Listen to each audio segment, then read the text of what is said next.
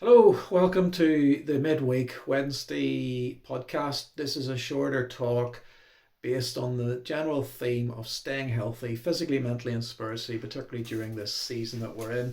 First of all, I just want to say a big thank you to everyone in the church. I want to thank people who've give some feedback about the talks that we're doing.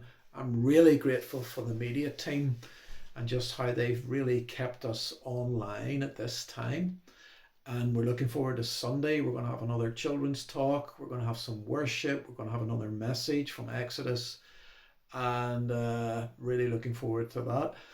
And I want to thank everyone in the church because I think people have made a real effort to stay in contact with the Lord, with one another, and also people outside. And we're hearing some good reports about that. So that's really, really encouraging. My concern and burden in these shorter midweek talks is for our health.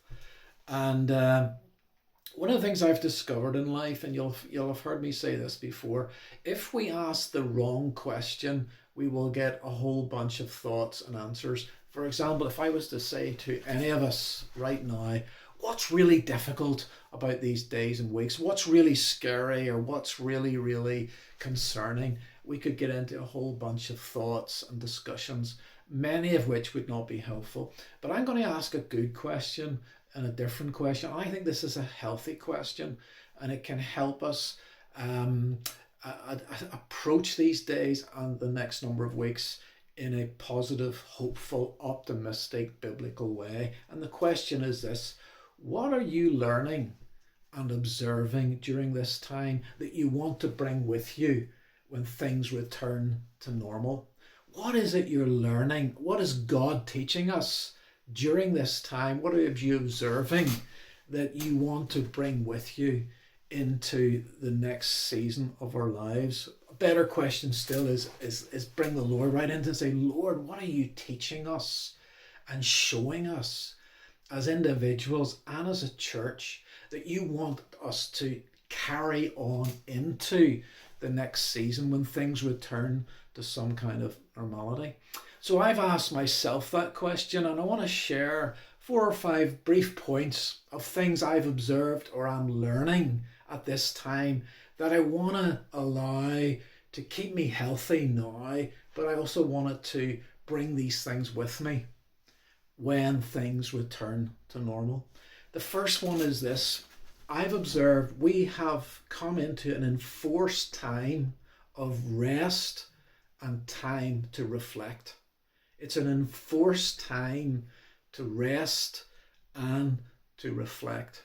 Now, where health comes into this is I've realized in many of our lives, my own life included, that some of us are far too busy and far too frenetic, and we're doing far too many things. We're rushing about like headless chickens. We're not thinking through things. We're not taking time to rest or time to reflect.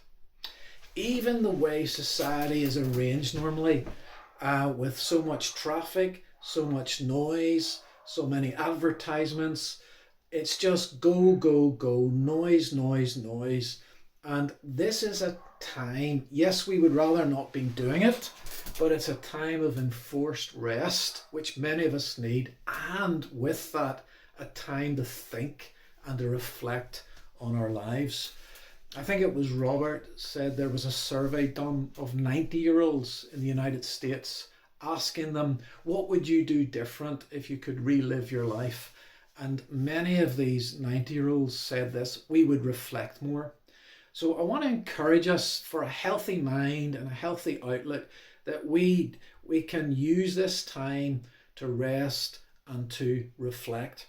In Scripture, there is a principle called Sabbath. This is very, very significant, that it's at the very beginning of time in Genesis, the Sabbath was introduced. God has written into creation, written into the human body, the need for rhythms, healthy rhythms of rest. If we don't get the proper rest and the proper sleep and the proper time to reflect, we will be unhealthy. So we have this opportunity to rest. And it's in Exodus as well. It's one of the commandments, talks about the Sabbath in Exodus 23, Very interesting. Verse 10 to 12 says, for 6 years you shall sow your land and gather its yield, but the seventh year you shall let it rest. It was a Sabbath year, and that the poor of your people may eat, and what they leave the beasts of the field may eat. Likewise with your vineyard. So even God is encouraging rest periods for fields and vineyards for the benefit of the poor and for the benefit of animals. And then verse 12 says, 6 days you shall do your work, but on the seventh day you will rest. So let's learn to be better at resting and reflecting. You may have noticed when we went through Exodus and we saw how the plagues came against Egypt, that what many of these plagues done is that it exposed the things that Egypt were depending on for life, and even their gods, their false gods, were exposed when those comforts were challenged and taken away. And in a way, this is what is sort of happening in our context in Europe, that many of the things we've depended on, and I would even say been excessive with, and I would even go further, I think sometimes we've worshipped these things. It's almost like those things have been taken away from us or come into perspective. For example, money, the love of money, the drive to earn money, overtime, excessive work, wanting more and more and more. That's been taken away from us. There's obsessions with sport. That's been taken away from us. There's obsessions even with education. That's been taken away. Obsessions with entertainment, with overeating, going to restaurants and all these kind of things. We're having to take a break and a rest and a Sabbath from those things. And it's probably good for us so that we can become more balanced, less excessive, and more temperate in how we enjoy and use these things. That's the first thing. This is a positive time of rest and a time to reflect and maybe to look at our priorities a little bit, maybe to look at things we're a bit over the top in and to bring them into healthy alignment. The second thing I have observed and learnt is I think we're learning to appreciate people more, to appreciate one another more, to appreciate other human beings. And that's a good thing, because I think we take one another for granted. We take, even in close family relationships, even in our marriages, we take people for granted. There was a book written by Derek Bingham I've mentioned before. I love the title. I've never read the book, but I love the title. And the title, it's a book about encouragement and appreciating and encouraging people. And it's called Don't Wait Until They're Dead. And so this is also a time to increase our appreciation and our value of relationships and marriages and one another. And there is another epidemic across the United Kingdom, and that is the epidemic of loneliness. So we're learning to be much more conscious and appreciative of relationships. Okay, now the third and the fourth thing, and forgive me because I sometimes think I say that I'm like a record saying this, but what we've wanted to do as a church and as a people is turn upward and turn outward. And so the third one I want to mention is this turning upward, that this enforced time of rest, this enforced lockdown is also been a time to increase our upward looking disposition. That is to say, we're seeking the things above, not below. We're seeking God, the whole area of prayer. And I know that people are praying more at this time than in other times. And that's a good thing. And it's not even what we say when we pray.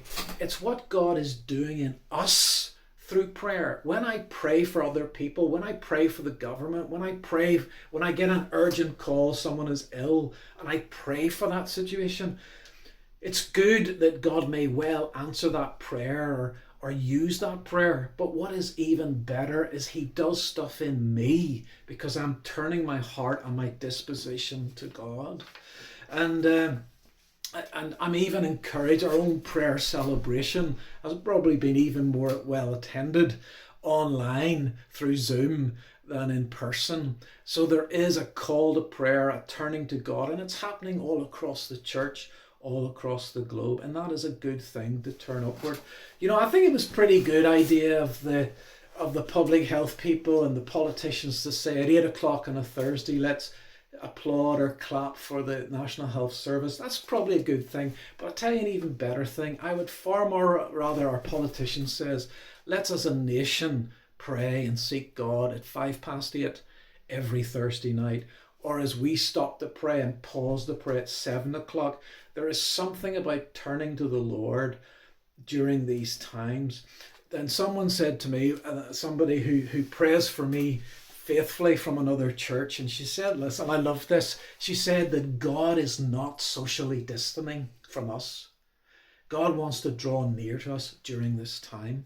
And the fourth thing is, as part of this turning upward and turning outward, this is a time that we're learning to think beyond ourselves, beyond our own situation, turning upward and turning outward to consider other people. It's almost like when I look at the world right now, when I look at right across the earth, it's almost like the world is full of sheep without a shepherd. And as Jesus was moved with compassion, when he saw the crowds, when he saw them, he said they're like sheep without a shepherd. His heart was warmed towards them. His heart was moved. In the old King James, his bowels were moved. There was a stirring of compassion in him. And is that not happening in many of our hearts? That we're realizing there's a big world out there. There's other people out there. Even when we hear reports of deaths, there's always been deaths. Someone was saying that, did you know in the UK, 1,600 people on average die every day? Whether there's a pandemic or not, 1,600 people die. And we don't hear that in the news every night. It's almost like we're inoculated against the suffering of humanity and the tragedy that's going on in the world all of the time. And what this season is teaching us is there's a big world out there, and there's a big God with a big heart. And so it's good to remember not only ourselves, not only our own country, our own province, but to be considerate of Malawi right now with the coronavirus beginning there. And we're hearing reports about India. And we have families in the church from that part of the world, and they have relatives and family and connections out there. And there's something about our hearts being moved for people. And as I said in my Sunday talk, people are being prepped for the gospel all over the place. And the worldwide church is being stirred up and purified and matured during these days. What I wrote down here is that life is not a game and life is not a soap opera. We are being awakened to the reality of a world that desperately needs God and Christ and compassion and love and God's people to get over themselves and turn upward and turn outward. Now, my last comment is this. Someone was asking me, what about May's task? We had a task in January, be a good neighbour. We had a task in February and March and April, which I appreciate people are carrying out. What about May? And I'm not sure if this is the final way I'll word this, but I was going to suggest this, a little bit linked to this whole concept of what is God teaching us now that we can carry with us. Think about two things that you have learnt or decided during this time that you would like to bring with you into the next season of your life. What two things have you learnt or experienced during this lockdown that you want to continue to practice on the other side of it? To give you an example, if you ask me that question, Stephen, what two things out of all you've said so far, what two things do you want to bring with you? The first one is this. What I've discovered is I was so full of activity that there were several nights where I wouldn't eat at home and sit down at the table with my wife. And so one of the things I want to bring with me into the next phase when this is over is to more often stay at home for an evening meal, sit down at the table with my wife or whoever else is present. Very practical, but very healthy. And it's a good thing to counteract my excessive activity and maybe some of the things I'm a wee bit over the top doing.